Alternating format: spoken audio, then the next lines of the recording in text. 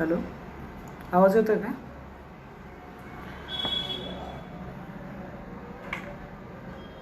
Hello,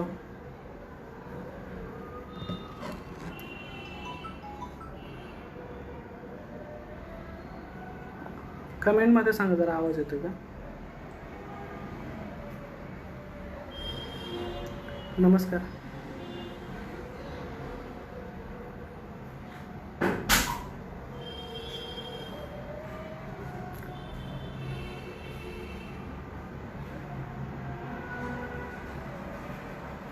okay.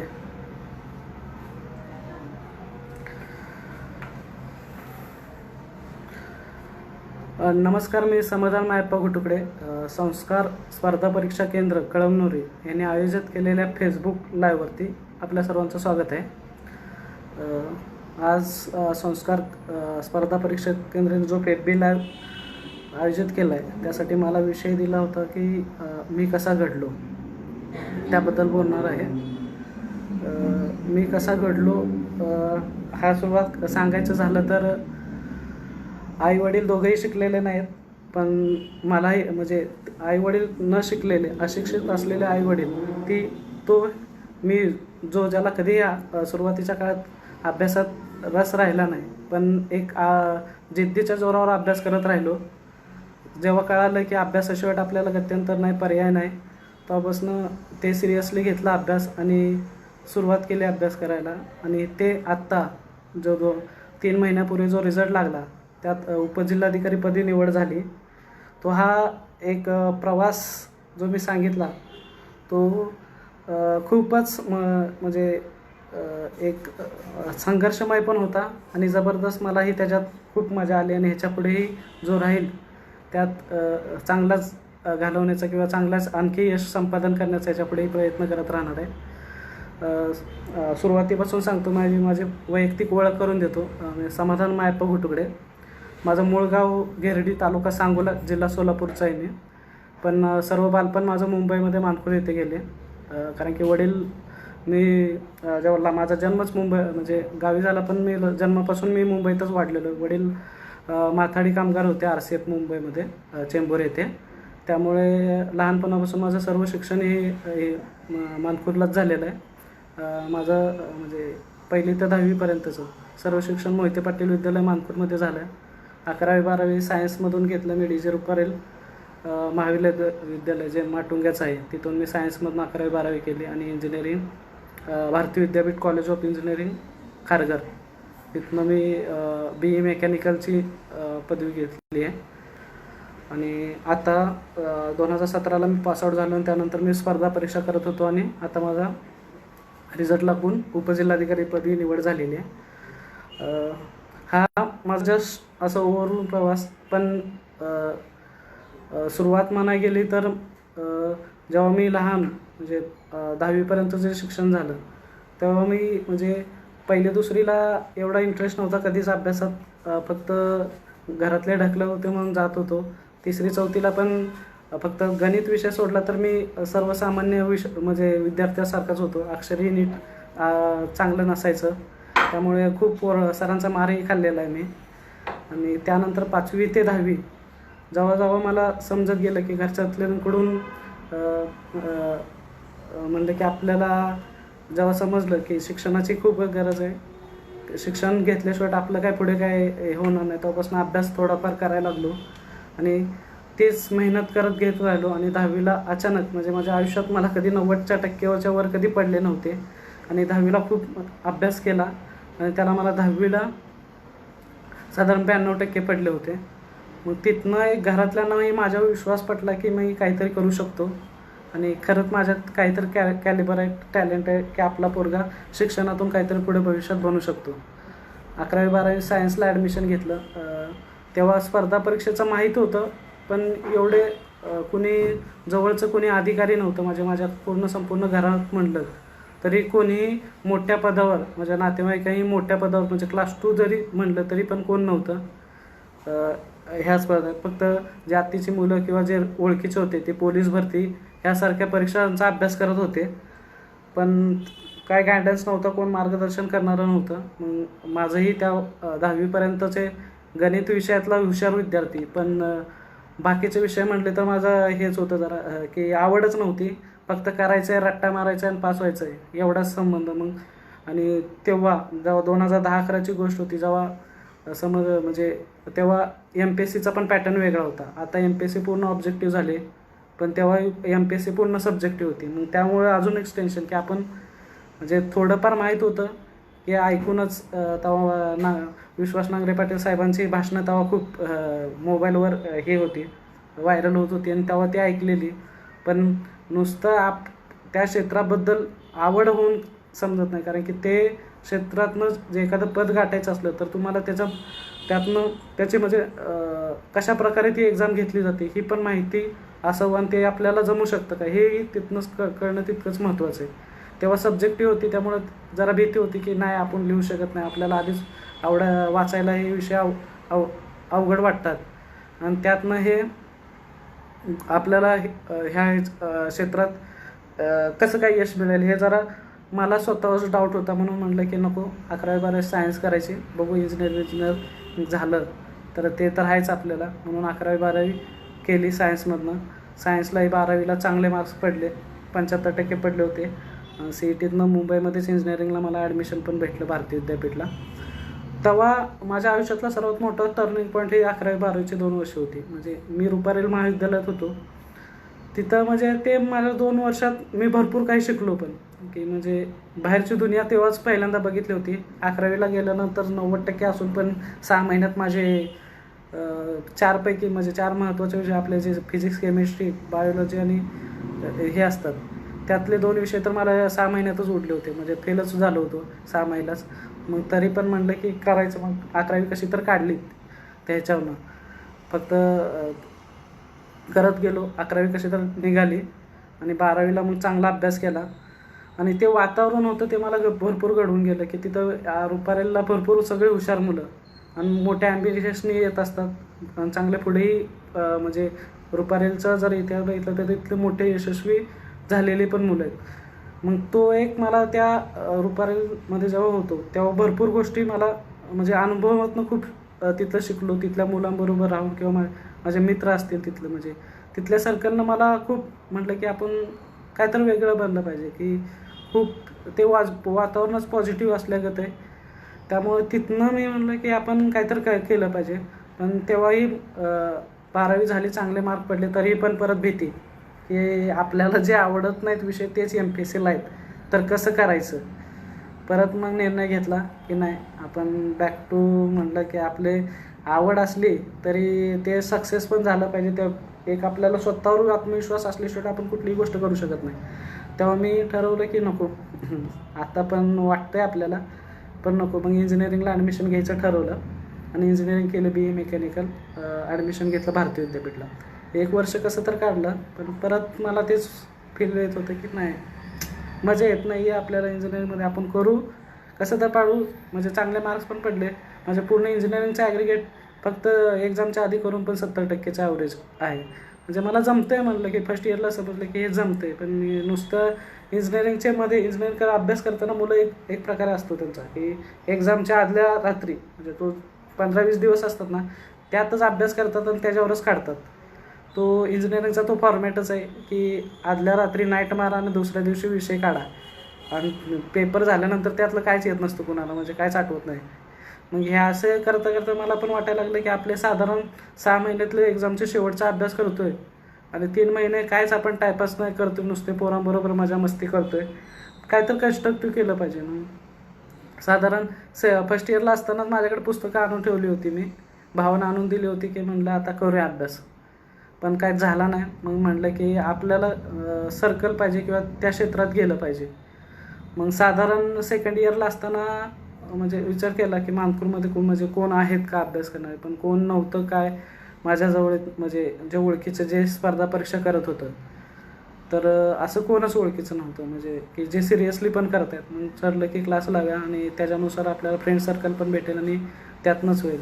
कारण की स्पर्धा परीक्षा ही अशीच आहे की तुम्हाला समजलं पाहिजे की स्पर्धा केवढे ह्या क्षेत्रामध्ये, किंवा त्यातनं तो तुमचा ग्रुप फ्रेंड सर्कल बनलं पाहिजे आणि त्यातनंच तो अभ्यास जोरानं होतो. जेव्हा तुम्हाला स्पर्धा करते किंवा 1-2 सोबत जोडीला असतात तेव्हाच तुम्ही अभ्यास चांगल्या प्रकारे करता. मग ठरवलं की सेकंड इयरलाच क्लास लावूया, त्याच्यामुळे आपले 4 मित्र बनतील. मग मी करायचो आपल्या एक्झामचे इंजिनिअरिंगचे 6 महिन्याची सेम असते, त्यातले पहिले 3-4 महिने क्लासला शनिवार रविवार जायचो. जास्त अभ्यास नाही करायचो पण त्या सर्कलमध्ये होतो. म्हणजे कंटिन्यू मी सेकंड थर्ड इयर पूर्ण म्हणजे त्या ह्याच्यामध्ये लास्ट इयरला म्हटलं की जरा इंजिनिअरिंगवर पण फोकस घ्यावा, नाहीतर इकडं चांगला अभ्यास व्हायचा आणि इंजिनिअरिंगमध्ये ड्रॉपआउट व्हायचे विषय जायचे. आपल्याला MPSC पण पुढे 1 वर्ष अजून त्याचं पुढे ढकललं जायचं. म्हणून लास्ट इयरला नाही पण सेकंड थर्ड इयरला कंटिन्यू केलं मी. आणि त्यातनं मला अभ्यास जास्त नाही केला पण MPSCचा सार समजलं होतं की MPSCमध्ये कशा प्रकारे म्हणजे कुठली पुस्तकं कशा प्रकारे अभ्यास करायचा आहे. खूप चांगला अभ्यास नाही झाला जेव्हा इंजिनिअरिंग मी सोडलं, पण बऱ्यापैकी कवर केलं होतं इंजिनिअरिंग हे की कशा प्रकारे अभ्यास करायचा आहे. म्हणजे MPSC ह्याला स्पर्धा परीक्षेसाठी काय महत्त्वाचं गरजेचं आहे. तर ते तेवढ्याच्या जोरावर माझ्या 3 प्री निघाले होते. STI, एक्साईज आणि RTOची प्री मी एक्झाम द्यायच्या आधी म्हणजे माझा फायनल रिझल्ट इंजिनिअरिंगचा रिझल्ट यायच्या आधीच मला 3 प्री निघाल्या होत्या आणि मी त्याच्या मेन्स देऊ शकलो नव्हतो फक्त कारण की डिग्रीच नव्हती माझ्याकडे, की डिग्रीज नसल्यामुळे त्या देता नाही आल्या त्या 3 परीक्षेच्या मुख्य परीक्षा. मग तोपर्यंत मी अभ्यास चांगला झाला होता, मला समजलं होतं म्हणजे ती ओळख झाली होती MPSCची. पण तरी अभ्यास म्हणावं तसा झाला नव्हता की जो मला वाटेल की आपण हे करू शकतो. इंजिनिअरिंगला शेवटी झालं म्हटलं की जेव्हा इंजिनिअरिंगचा शेवटचा पेपर दिला तेव्हा म्हटलं की आता काय म्हणजे लास्ट इयरलाच ठरवलं होतं आपण आता जॉब काय करायचं नाही प्रायव्हेटमध्ये, फुल टाईम MPSC करायचं होतं की आपण एवढं केलं आपल्याला जमते. म्हणजे मी साधारण MPSC इंजिनिअरिंगला असताना सुरुवात करण्याचं कारणच हे होतं की आपल्याला जरी जे आपल्याला विषय आवडत नव्हते लहानपणापासून जे म्हणजे आपल्याला हे नव्हतं पण ते जमू शकतात का मला, की ह्या 2 वर्षात तीच माझी लिटमस टेस्टसारखं होतं की मला MPSCमध्ये मी करायचं ठरवलं तर ते मला जमेल का. म्हणजे ते मग त्या 2 वर्षात अनुभव आला की काय नाही मेहनत म्हणजे हे केलं तर होऊ शकतं. मग त्याचंच फल की माझ्या 3 प्री निघाल्या होत्या म्हणजे त्यातनं मला कॉन्फिडन्स पण भेटला होता काय तर आपल्याला होऊ शकतं. मग इंजिनिअरिंग ज्या दिवशी झालं म्हणजे अक्षरशः एक पेपर तर त्यातला जो होता एक्साईजचा तो तर मी इंजिनिअरिंगचा माझा लास्ट इयरचा फायनल पेपर शेवटचा पेपर त्याच्या 2 दिवस आधी दिली होती आणि ती मी प्री पास होतो. म्हणजे 4 दिवसाची मुंबई युनिव्हर्सिटीमध्ये एका पेपरनंतर सुट्टी असते त्यातल्या 1 दिवस आधी मी MPSCचा पेपर दिला होता आणि शेवटी फायनल पेपर दिला होता तरी तो माझा MPSCचा म्हणजे पेपर निघाला होता म्हणजे प्री पास झालो होतो. एवढ्यापर्यंत माझं हे झालं होतं म्हणजे की जास्त अभ्यास करून सुद्धा पण मला निघतायत प्री याचा अर्थ आपल्याला जमू शकते हे मला समजलं होतं. म्हणून मी ज्या दिवशी इंजिनिअरिंगचा शेवटचा पेपर दिला त्याच्या 2ऱ्या का 3ऱ्या दिवशीच मी पुण्याला गेलो. म्हटलं की आपलं आधीच ठरलं होतं मुंबईमध्ये मानपूरमध्ये काय माझा अभ्यास होत नव्हता मुंबईमध्ये आणि तसं माझं फ्रेंड सर्कल पण नव्हतं एवढं की जे खूप झोकून हे देईल फुल टाईम अभ्यास करेल. आणि दुसरी गोष्ट अशी पण होती की घरात अभ्यास करायचं म्हटलं की घरातल्यांना असं जास्त अभ्यास करायला लागलं की कधी कधी माझ्या घरचं म्हणजे सांगतो वैयक्तिक अनुभव 11वी-12वीला जेव्हा मला वाटलं की खूप अभ्यास करायला म्हणजे आपल्याला काय तर करायचं आणि त्यासाठी खूप अभ्यास करायचं मी जेव्हा रात्री 1-1 वाजेपर्यंत जागायचो अक्षरशः माझ्या आई स्वतः येऊन मला म्हणायची ते पहिल्यांदा पुस्तकं बंद कर आणि तू झोप करी त्यांनाही टेन्शन की ह्यानं जास्त अभ्यास केला ह्याला काय डोक्यावर परिणाम झाला तर कसं व्हायचं. म्हणून तो एक ही गोष्ट होती की घरातले पण आपण MPSC म्हणजे म्हटलं की कमीत कमी दिवसाला 9-10 तास अभ्यास करायला लागतो आणि आमच्या घरातल्याने तर असं कधीच बघितलं नाही की एवढा अभ्यास पण केलेला आणि ते आपली गावाकडे म्हणजे अफवा असतात की जास्त अभ्यास करून डोक्यावर परिणाम होतो. मग हे असं जर दिसलं मी तिथं करताना तर त्यांनी घरातलेच हे झाले असते.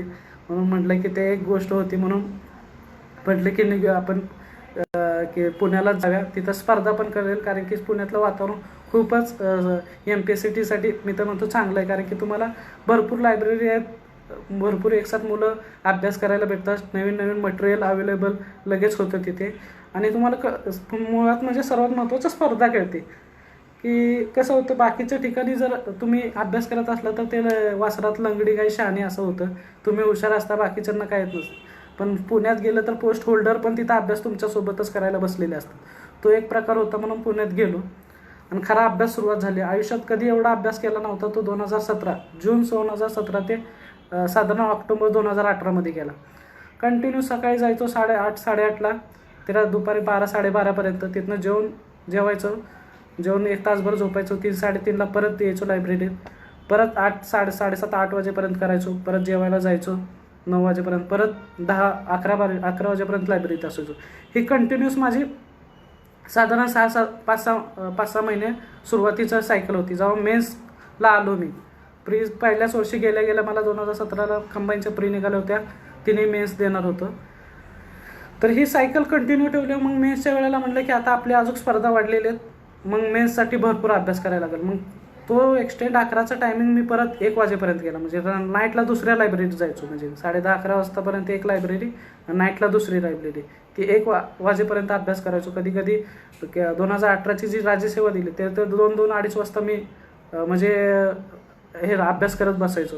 कारण की ते एक जोशच अंगात चढलं होतं की नाही, कसल्याही परिस्थिती तिथं आपल्याला काढायचं. मी प्रचंड जिद्दी माणूस आहे की मी ठरवलं की आपल्याला करायचं आहे तर कुठल्याही परिस्थितीत करायचं आहे. 2-2 वाजेपर्यंत करायचो. अक्षरशः मी जेव्हा आपल्या लक्ष्मी रोडमध्ये जायचो सदाशिवपेठ, एकटाच जायचो. कुत्री भुंकत असायची, पण नाही म्हटलं. कधी असं वाटायचं की काय करतोय आपण, डोळ्यातनं माझे हे येते, बाकीचे सगळी पोरं चांगले झोपेत आहेत, गाड्या आहेत, कोण नाही, मी रस्त्यावर एकटा भुंकत कुत्री चालतोय आणि कुत्री भुंकतायत माझ्या मागं. मग तरी पण म्हटलं नाही, आपली स्वप्न शेवटी कुणासाठी करतोय, आपल्या आईवडिलांसाठी, आईवडिलांची स्वप्न पूर्ण करण्यासाठी आणि स्वतःचीच पूर्ण करण्यासाठीच करतोय ना. त्यात थोडा त्रास झाला तर काय हरकत आहे.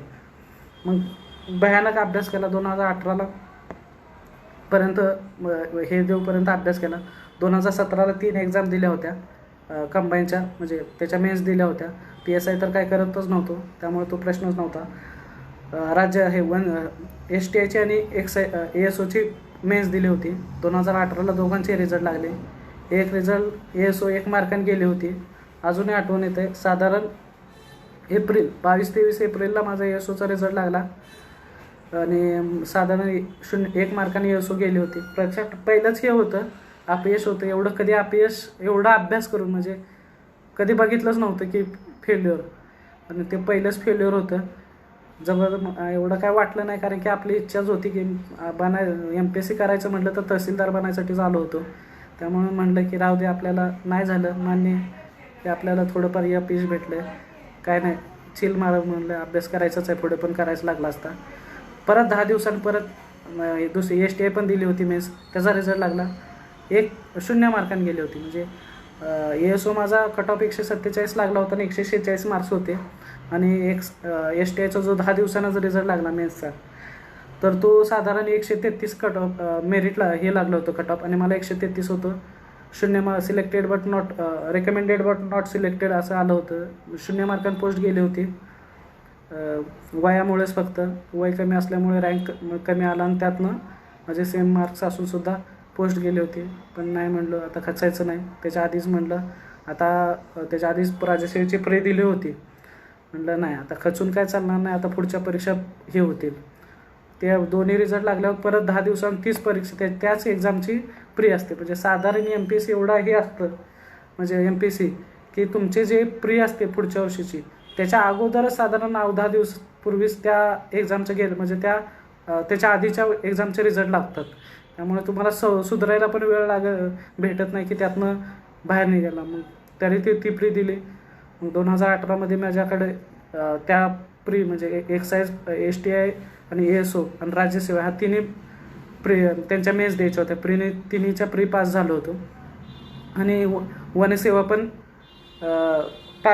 प्री पास झालं होतं, त्याची 1 मेन्स होती. म्हणजे 2018मध्ये टोटल मला 4 ह्या मेन्स द्यायच्या होत्या. आणि मी ह्याची पण दिली होती, जे करनिर्वाह प्रशासकीय अधिकारी म्हणून मी नगर परिषदची एक्झाम दिली होती, ज्यात मी आता सध्या कार्यरत पण आहे, अंबरनाथ नगर परिषद. अशा 5 मेन्स द्यायच्या होत्या.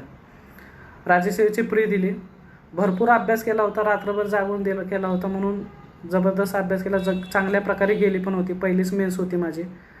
आणि चांगले म्हणजे एवढा अभ्यास केला होता की अक्षरशः त्यानंतरचे 7 दिवस म्हणजे रात्रीच कधी त्याच्या आधी जेव्हा मी 2 वाजेपर्यंत जेव्हा अभ्यास करायचो, एवढा थकलो होतो, म्हटलं की आता जरा रिलॅक्स घेऊया. एवढा चिल मारलं म्हणजे ते सिरियसली काय घेतलं, पुढच्या एक्झाम घेतलं नाही. रात्री 2 वाजेपर्यंत मोबाईलवर टाईमपास करत बसायचो. 2 वाजता झोपायचो, ते सकाळी 12 वाजेपर्यंत उठायचो. आणि असा आठवडा घालवला. आणि पुढची माझी ST आणि ESOची मेन्स ही म्हणजे त्याचा पेपर 1च एवढा बेकार गेला की एकदम लो आला. म्हणजे एवढ्या लाईटली घेतलं त्या एक्झामनंतर की म्हणजे ह्या हाईटपर्यंत मी अभ्यास केला की रात्री 2-2, 2:30 वाजेपर्यंत जागून अभ्यास केला. सकाळी 7:30-8ला परत लायब्ररीत गेलो. पण एक्झाम झाल्यानंतर 2 वाजेपर्यंत टाईमपास करून सकाळी 12 वाजता पण आंघोळ करून डायरेक्ट नाश्ता करूनच लायब्ररीत गेलो. एवढं पण हे केलं, म्हटलं एवढा थकवलं होतं अभ्यासातनं. पण तेच माझ्या पत्त्यावर पडलं आणि ST ESOचे जे पेपर 1 आहे तो माझा पेपर 1 गंडला. अक्षरशः मला एकदम कमी आले. आता काय करायचं डोक्याला प्रश्न पडला. म्हणजे चांगलं हे होऊन पण ते टाईमपास केला आठवड्यान. त्यात माझं सगळं म्हटलं आता काय पर्यायच नव्हता. मला मुळात युवन सेवा द्यायचीच नव्हती त्या वर्षीची. तरी पण माझा प्रीलाच 100पैकी 76 स्कोअर होता प्रीला. आणि कट ऑफच साधारण 54 लागलं होतं. मेन्स क्वालिफाय होणारच होतो कसल्याही परिस्थितीत. पण इच्छाच नव्हती युवन सेवा द्यायची. पण पर्याय नव्हता, कारण की ST आणि ESOचा मेन्सचा स्कोअरच कमी आला होता पेपर 1चा. त्यामुळे दुसरा पर्यायच नव्हता, कारण की तेवढ्यात पेपर 2मध्ये स्कोअर करून होणार नव्हतं. मग वन सेवा सुरुवात केली परत. म्हटलं आता काय पर्याय नाही. वन सेवा दिली, त्यातही खूप चांगला स्कोअर आला. आणि पेपर 2मध्ये ह्याचा ESOचा जो पॉलिटीवर डिपेंड असतो तो पण म्हणजे अक्षरशः पेपर 2 ESOचा एका शनिवारी दिला आणि दुसऱ्या दिवशी लगेच वन सेवेचे मी पेपर 2 दिले. त्याचे 2019ला रिझल्ट लागले. ESO माझे परत 2019ला 0 मार्कांनी गेले होते. आणि वन सेवा 5 मार्कांनी गेली होती फायनल इंटरव्ह्यू देऊन. आणि त्याच वर्षाची राज्यसेवा पण त्याचाही इंटरव्ह्यू दिला होता आणि ती पण राज्यसेवा माझी परत 5 मार्कांनी गेली. म्हणजे तेही एकदम राष्ट्रपती गेले म्हणजे अपयश आलं होतं. सलग MPSCत अपयश होतं. पण तेव्हाच्या काळात एक चांगली गोष्ट घडली होती की माझं नगर परिषदमध्ये सिलेक्शन झालं होतं. म्हणजे तेव्हा मी जरा फायनान्शियल स्टेबल होतो. पण तीच गोष्ट होती की पण मला जॉब जॉईन करावा लागला, कारण क्लास 3ची पोस्ट असली तर म्हणले की घरातले म्हणले की करणं गरजेचं आहे. आणि तेव्हा मलाही वाटलं की आर्थिक गोष्ट कधीही तुम्हाला खूप मॅटर करते. तुमचं कितीही हे असलं की कॅलिबर असलं तर तुम्हाला त्या बाबतीत काही त्याला हे नसतं, त्याचं सोंग घेता येत नाही. म्हटलं की आपल्याला जॉब करत करावं लागणार. मग गेल्या वर्षीची परत राज्यसेवा दिली. नंतर म्हटलं आता ESO STI बंदच करायचं. म्हटलं की ह्यातनं काय आपलं सिलेक्शन काय होत नाही आणि माझी इच्छा पण नाही. आपलं टार्गेटच जर तहसीलदार व्हायचं आहे तर काय नाही. मग अभ्यास 5 महिन्याचा मेन्सला वेळ होता. प्री पण चांगल्या मार्क्सने निघाली होती. म्हणजे जॉईनिंग जानेवारीला झालं होतं 2019ला आणि फेब्रुवारीमध्ये लगेच राज्यसेवेची प्री होती. जॉईन झालो, कसा तरी अभ्यास केला. म्हणजे 7 दिवस चांगला वेळ भेटला होता. तेवढ्या 7 दिवसात एवढा माझा आधीचा अभ्यास झाला होता चांगला की त्याच्या जोरावर मला गेल्या वर्षी 272 मार्क्स होते फर्स्ट आन्सर केलाच राज्यसेवेच्या प्रीला. आणि कट ऑफ 197 लागलं होतं. म्हणजे एवढा जबरदस्त मी मागच्या त्याच्या आदल्या 1.5 वर्षात अभ्यास केला होता, त्याचा मला फायदा झाला. पुढे आता परीक्षा तर द्यायचे, प्री तर पास होणार होतो, मेन्स तर द्यायचे, पण जॉब पण सोबत करायचे. दोन्ही गोष्टी सांभाळून करायचे. 3 महिने शनिवार रविवार अपडाऊन करून केलं पुन्हा. म्हणजे 2 सॅटर्डे संडे जे 2 सेकंड आणि 4th सॅटर्डे आम्हाला सुट्टी असते होती तेव्हा. आता तर फुल 4 सॅटर्डे संडे सुट्टी झाली आहे. तेव्हा मी सेकंड आणि 4th पुण्याला जायचो अभ्यास करायला. ते तसं केलं. काही दिवस इथंच अंबरनाथमध्ये होतं, तर अंबरनाथमध्ये मी जॉब करायचो सकाळी 10 ते 6 आणि संध्याकाळी जॉबवरून येऊन झोपायचो 2-3 तास. आणि संध्याकाळी रात्री 10 वाजता एका लायब्ररीत जातो. इथं नाईट लायब्ररी होती अंबरनाथमध्ये. तर रात्री 10-10:30ला जायचो, ते सकाळी 5-5:30लाच यायचो रूममध्ये. आणि परत सकाळचं थोडं झोपायचं आणि परत जॉब करायचो. असे 10-15 दिवस केले. मग शेवटचे 2 महिने मेन्सच्या आधी पूर्ण सुट्टी टाकून अभ्यास केला. चांगला एवढा अभ्यास झाला होता की मला फुल माझ्यावर स्वतःवर कॉन्फिडन्स आला होता की आपण कसल्याही परिस्थितीत म्हणजे हे करू शकतो. म्हणजे मी मित्राला सांगून टाकलं होतं की माझा एवढा जबरदस्त माझा सेल्फ कॉन्फिडन्स आला होता की अभ्यासातनं की मित्राला सांगितलं होतं की रिटर्नमधले मार्क्स हे माझ्या महाराष्ट्रातले पहिल्या 5-10 मधले असतील. एवढा माझा चांगला अभ्यास झाला होता की त्याच्यावरूनच मला एवढा कॉन्फिडन्स आला होता. आणि तसंच झालं. फर्स्ट आन्सर की आले, चांगले मार्क्स होते. पण 5-10 मधल्यासारखे नव्हते पहिल्या 5-10. पण सेकंड आन्सर कीने सगळीच सूत्रच बदलून टाकली. प्रत्येक मुलांचे 20-20 मार्क कमी झाले होते. मी एकटा होतो जेवढा ह्याच्यामध्ये ऐकण्यात सगळ्यांच्या की ज्याचा एकही मार्क कमी झाला नव्हता. आणि मी ते बोललेलं ते गोष्ट खरं झाली. आणि मी पहिल्या चांगला माझा टॉपचा स्कोर ह्याच्यामध्ये होता. आणि इंटरव्ह्यूही बऱ्यापैकी गेला आणि मी महाराष्ट्रात अनपेक्षित म्हणजे मी स्वप्नातही वाटलं नव्हतं मला. माझी इच्छाच होती तहसीलदार बनण्याची. म्हणजे MPSC करायचं तर 2च पोस्ट म्हटलं तर एक तर फील्डवर जॉब करायचा असला तर तहसीलदार बनायचं, नाहीतर मंत्रालयात असो सेक्शन ऑफिसर. दुसरे म्हणून मी DYSP माझी इच्छा नसल्यामुळे DYSP प्रेफरन्स पण दिला नव्हता. कारण की आपण आपल्याला ज्या गोष्टीत म्हणजे रस आहे म्हणून जायचं ना तिकडंच जायचं हे माझं पहिल्यापासूनच धरून. म्हणजे बाकीच्या मुलांना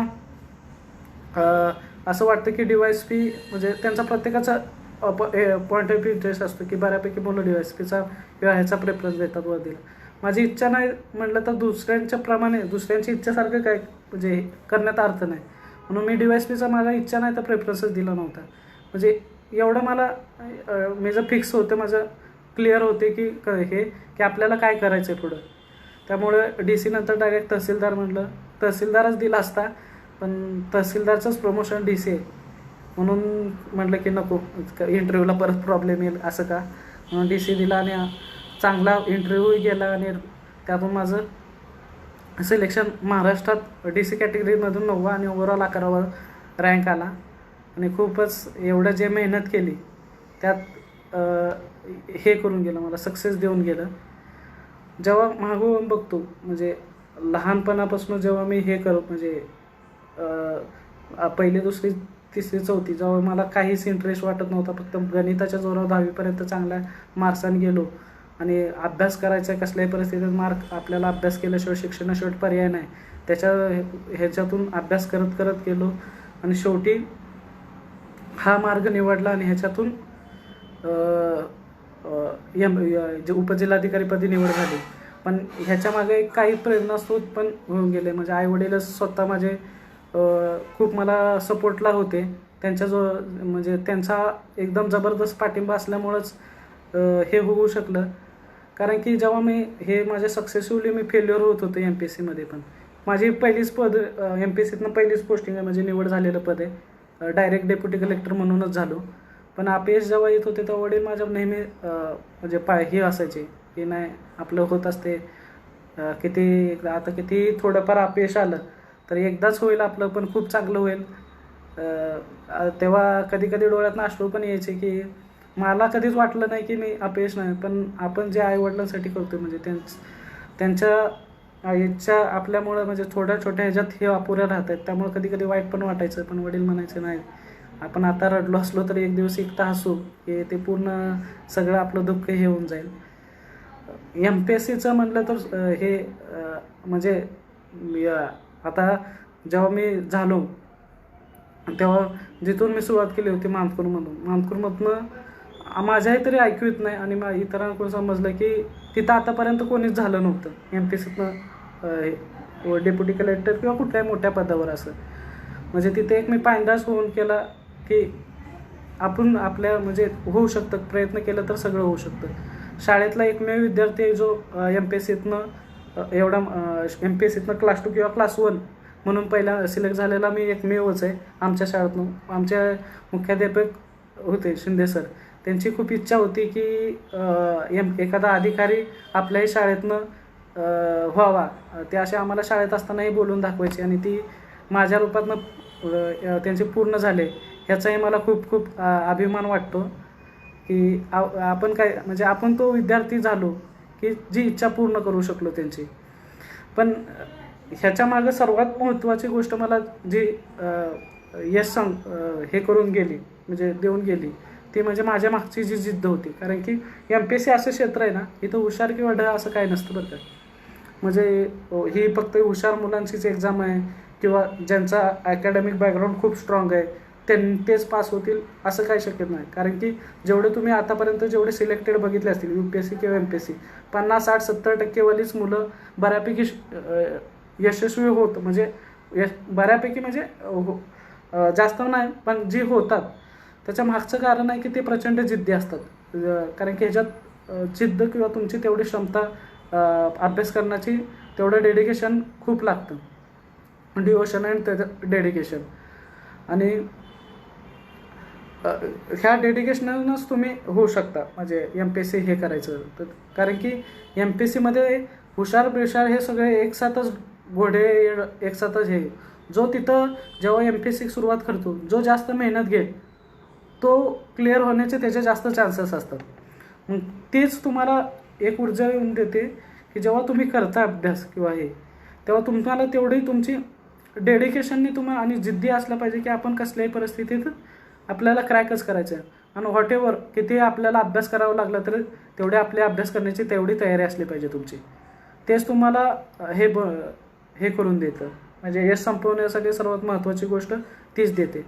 म्हणून मी म्हणतो की तुम्हाला हे करायचं असलं तर सर्वात म्हणजे नॉट नेसेसरी की MPSC, कुठल्याही क्षेत्रात करायचं असलं ना तर तुम्ही प्रचंड जिद्दी असला पाहिजे. आणि ते जिद्दीसाठी ती जिद्द किंवा ते तुमची स्वप्न जी बघता तुम्ही ती पूर्ण करण्यासाठी तेवढी प्रचंड मेहनत किंवा त्यासाठी जेवढा तुम्हाला प्रचंड मेहनत घेण्याची तुमची तयारी असली पाहिजे. आणि त्यातूनच तुम्हाला यश संपादन होणार आहे. ही गोष्ट लक्षात ठेवली तर आपण कुठल्याही क्षेत्रात चांगल्या प्रकारे काम हे होऊ शकतो असं मला तर वाटतं वैयक्तिकरित्या. आणखी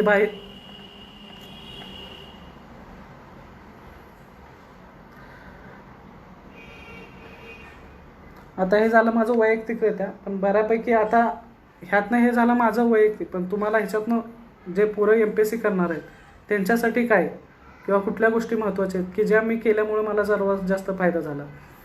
माझ्या स्वतःचे वैयक्तिक म्हणजे स्ट्रेंथ आणि विकनेस तुम्हाला सांगतो. कारण की तुम्ही कुठल्याही गोष्ट करताना असताना तुमची म्हणजे आपण बिझनेस मॉडेलमध्ये म्हणतो जसं स्वॉट ॲनालिसिस करणं महत्त्वाचं असतं किंवा तुमचे स्ट्रेंथ विकनेस महत्त्वाचं. तेव्हा तुम्ही सर्वात महत्त्वाचं तुमच्या स्ट्रेंथ काय आहेत आणि विकनेस काय आहेत ह्या माहिती पाहिजेत तुम्हाला. आता माझं म्हणलं तर स्ट्रेंथ म्हटलं तर मी जबरदस्त माझ्याकडे अंडरस्टँडिंग पॉवर आहे. कुठली गोष्ट मला लगेच समजते आणि शॉर्ट मेमरी माझी चांगली आहे.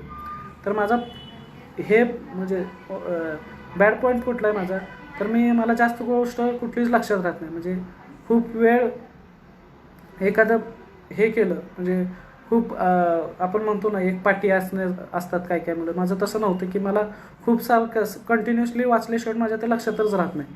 तर मी माझं स्वतःचं हे केलं होतं की मी प्रत्येक ह्याच्या का नाही माझ्या जे बुक लिस्ट असते, बुक लिस्टनुसार जे आधीच्या टॉपरची घेतले होते मी, त्यातनं कॉमन बुक्स काढले होते आणि माझ्या स्वतःच्या नोट्स बनवल्या होत्या. म्हणजे साधारण तुमचं 500-600 पेजेसचं बुक मी माझ्या त्या 80-90 पेजेसमध्ये मी ते हे करून घ्यायचो, बुक्सच्या शॉर्ट नोट्स काढून टाकायचो आणि त्यात मी कंटिन्युअस रिव्हिजन मारायचो. एवढा रिव्हिजन मारायचो की काय ह्याच्या माझ्या साधारण 20-20 रीडिंग पण झाल्या होत्या.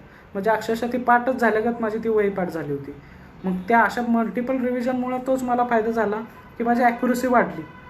आणि त्यातनं मला जेवढं येते वाचलेल्या गोष्टी आहेत तेवढं चुकू द्यायचो नाही मी. आणि MPSCमध्ये तीच महत्त्वाची आहे, तुमची ॲक्युरसी असणं महत्त्वाचं आहे. बऱ्याच जणांना सर्वांना सर्व क्वेश्चन वाचल्यासारखे वाटतात की आपण कुठं तर वाचलं आहे, तरीही क्वेश्चन चुकतात कारण की त्याचे तुमची मल्टिपल रिव्हिजन नसते. त्यामुळे तुम्ही हे रिव्हिजन मल्टिपल नसल्यामुळे तुमच्या तर त्यामुळे तुमची ॲक्युरसी येत नाही. तर ॲक्युरसी तेच आहे की स्वतःच्या नोट्स काढा आणि त्याच्या मल्टिपल टाईम रिव्हिजन त्यासारखे पारायण करा. 8 ते 10 दिवसाला ते तुमच्या डोळ्याखालून ते गेलंच पाहिजेत त्या गोष्टी हे, तरच तुम्हाला ते कुठलेही क्वेश्चन आला तर जो आपल्या वाचण्यात आहे तो तुम्हाला चांगला ॲक्युरसी देऊन जाऊ शकतो. बाकी काही क्वेश्चन असले तर विचारा.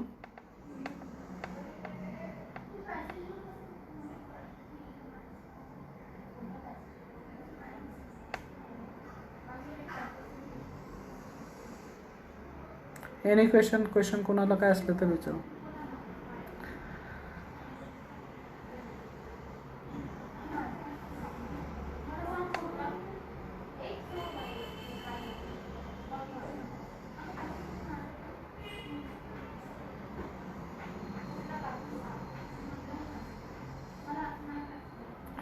नोट्स कशा काढल्या पाहिजेत एक क्वेश्चन आला होता. बऱ्यापैकी नोट्स आहे ना, सुरुवातीला तुम्ही का नाही एखादं बेसबुक सिलेक्ट करायचं आणि त्याच्या नोट्स काढायच्या.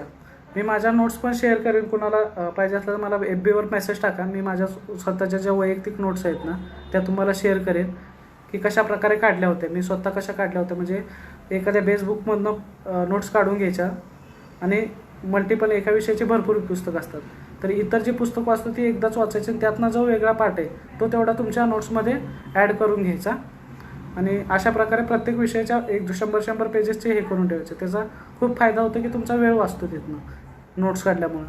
आणि मल्टिपल नोट्स जेव्हा वेळ वाचतो तेव्हा तुम्हाला इतर म्हणजे त्याचं मल्टिपल रिव्हिजन द्यायला पण फायदा होऊन जातो.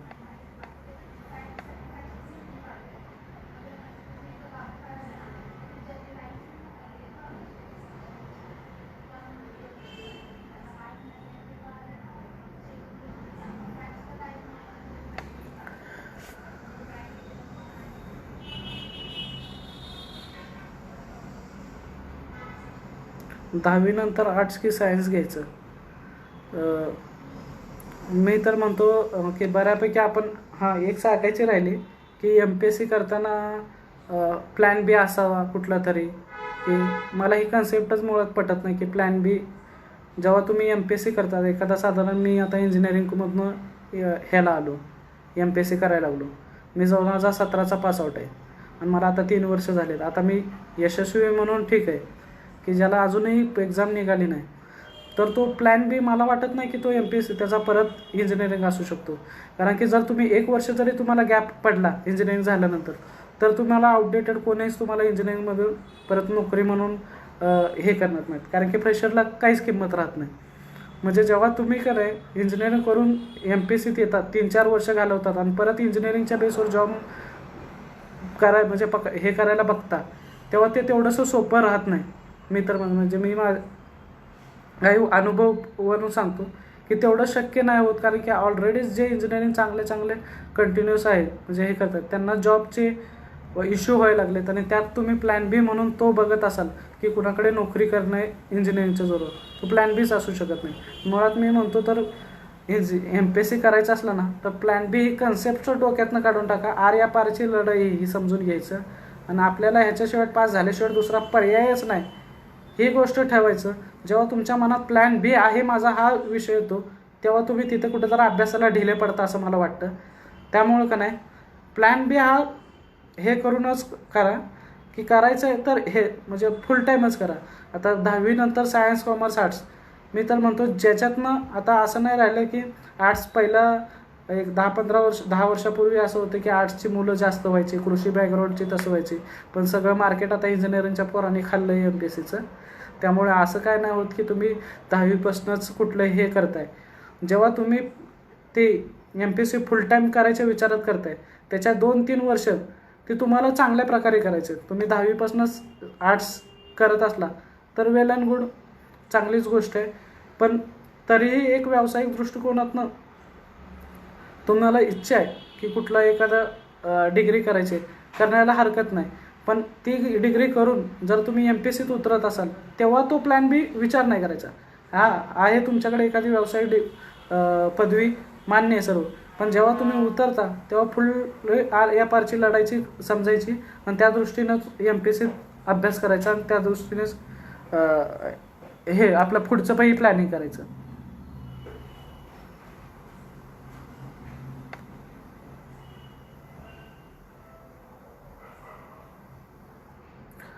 नोट्स मला माझा पर्सनल मेसेज करा, मी तुम्हाला शेअर करेन.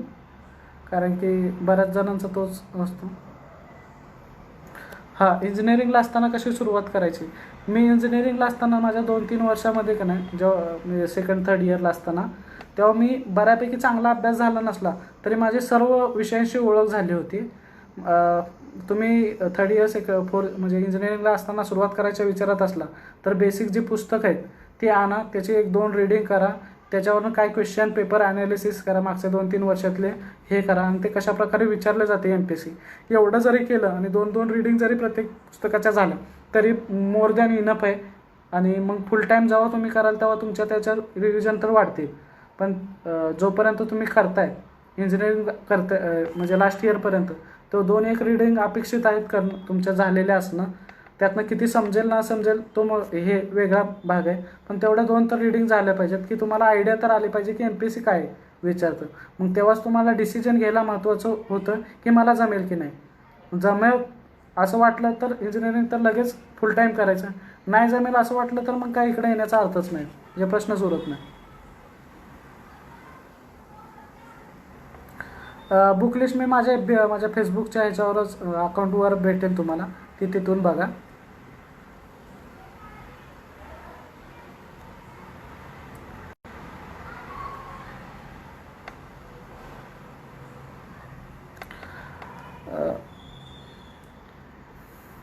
मानसिकरित्या कसं स्टेबल राहायचं.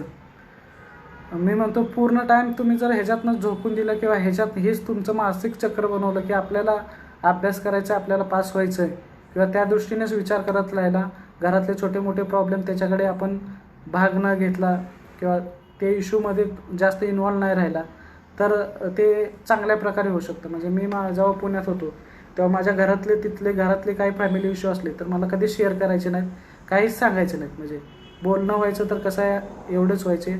म्हणजे त्यांचे काही इश्यू असतील म्हणजे हे असतील तर ते मला कधीच वैयक्तिकरित्या सांगायचे नाही. कारण की का तर अभ्यास करताना अशा गोष्टी घरातल्या गोष्टी म्हणजे छोट्या मोठ्या असतात आपल्या रोजच्या डेली रुटीनमधल्या, तर ते सांगून त्यावर विचार करू नये किंवा त्यात काय लक्ष होऊ नये. त्यामुळे ते तसं कधीच माझ्या बाबतीत तरी आईवडिलांनी केलं नाही. त्यामुळे मी हे होतो नाही एक मुळात घरापासून लांब होतो अभ्यास करताना, त्यामुळं अशा गोष्टी माझ्या पुढे नेहमी येत पण नव्हत्या. त्यामुळे तो एक मानसिकदृष्ट्या हे नव्हता की त्यात घरगुती आपल्या फॅमिली मॅटर्समध्ये मी इन्व्हॉल्व जास्त होत नव्हतो. ते एक चांगल्या गोष्ट होती.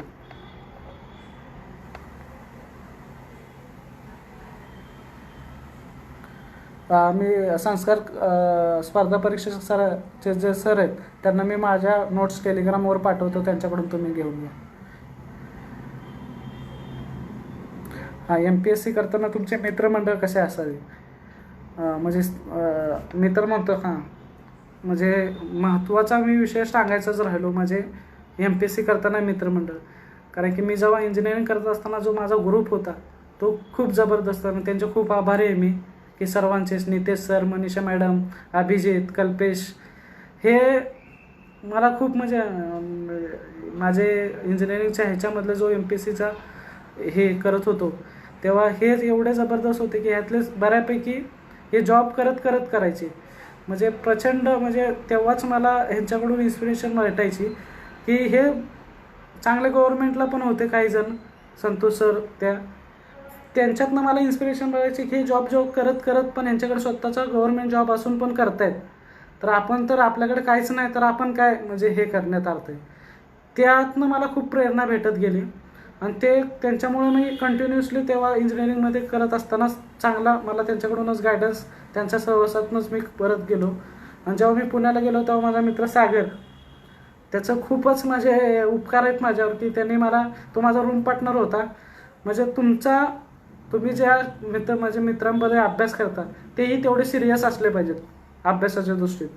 आणि सागरांनी त्यामुळे जबरदस्त त्यांनी सुरुवातच केली होती. माझा आधी तर थोडंफार इंजिनिअरिंग असताना तर केलं होतं, आम्ही दोघं सोबतच इंजिनिअरिंग केलं आहे भारतीय विद्यापीठमधनं. नंतर तो पण पुण्यात MPSC करायला आला. एकाच रूममध्ये साधारण 1-1.5 वर्ष आम्ही तिथं राहिलो. म्हणजे अजूनही आम्ही एकत्रच राहतो. मी पुण्याला जेव्हा राहतो तर त्याच्या रूमवरच जातो. तर तो एवढा डेडिकेटेड होता, त्यामुळं मी पण चांगला करायचो. त्यामुळं आमच्या दोघांची हेच झालं होतं चांगलं कॉम्बिनेशन. त्याच्यामुळं मी अभ्यास करायचो त्यामुळे तो पण, दोघं एकमेकांच्या नादाने करायला लागलो. त्यांनी गेल्या वर्षी PSIचा इंटरव्ह्यू दिला होता, थोड्या मार्कात गेला. येणाऱ्या काळात होईलच तोही. म्हणजे त्यांनी खूपच मला त्या अभ्यास करताना पुण्यात असताना म्हणजे एक मित्र म्हणून आणि रूम पार्टनर म्हणून त्याची एक चांगली साथ भेटली. त्यामुळं आम्ही जबरदस्त अभ्यास केला. दोघंही वेड्याप्रमाणे दोघंही अभ्यास करायचो. आमचं रुटीन चांगलं फिक्स होतं. आणि तुमचं अभ्यास करतानाचं फ्रेंड सर्कल खूप मॅटर करतं की ते कुठल्या म्हणजे त्यांचं सिरियसनेस किती. नाहीतर काही जण नुसतेच करायचे म्हणून येतात आणि दिवसभर टाईमपास करत फिरत बसतात. तर तसे मित्र असणे किंवा तसे तुमचे रूम पार्टनर असणे हे खूपच धोकादायक असतं. कारण की न कळत आपणही त्यांच्याबरोबर ओढले जातो. आणि जेव्हा अपयश तुमच्याकडे येतं, जेव्हा रिझल्ट लागतो तेव्हा त्या गोष्टी आठवणी काय फायदा नसतो. कारण की तेव्हा तुमच्या हातात काहीच राहिलेलं नसतं. त्यामुळे त्याला दोष देण्यात नाही. तेव्हा तुम्ही आधीच अभ्यास करताना तुमचं सर्कल कसं आहे हे खूप मॅटर करतं. जे खरंच मुलं सिरियस आहेत त्यांच्याशीच अभ्यास करताना म्हणजे हे करा, तुमचं ते सर्कल तसं बनवा. इथं आपण अभ्यास करताना मित्र म्हणजे खास मित्र बनवायला आलेलो नसतो.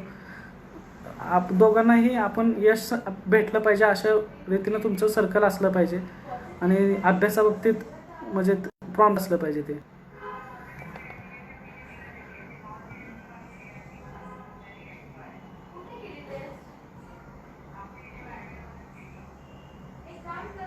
टेलिग्राम माझं चॅनल नाही, माझा स्वतःचा नंबर मी सरांकडे माझ्या नोट्स देईन, त्यातून तुम्ही घ्या. माझा मी वाटलंच तर तुम्ही मला मेसेज करा, माझा नंबर शेअर करेन, त्याच्यावर मी पाठवेन. माझा काय चॅनल नाही आहे कुठलं.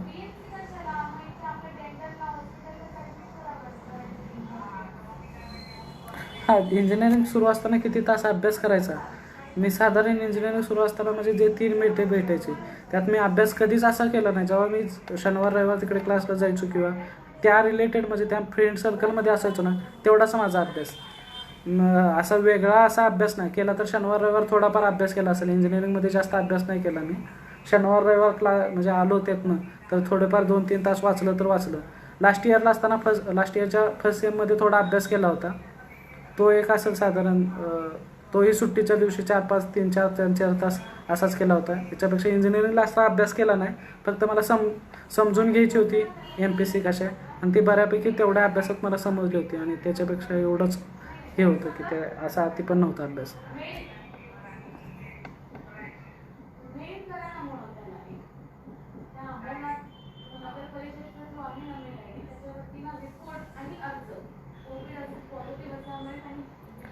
बऱ्यापैकी प्रश्न संपलेले आहेत. धन्यवाद परत एकदा. विद्यार्थ्यांना मार्गदर्शन करण्याचे संस्कार स्पर्धा परीक्षा केंद्र यांनी मला संधी दिली, त्यामुळे त्यांचे खूप खूप आभारी आहे. आणि काही कुणाला अडचण असली अभ्यासा रिलेटेड तर मला पर्सनल मेसेज करा. मी माझ्याकडून जेवढं होईल, मला जेवढा वेळ भेटेल त्यातनं मी नेहमी तुम्हाला सांगण्याचा प्रयत्न करेन. धन्यवाद.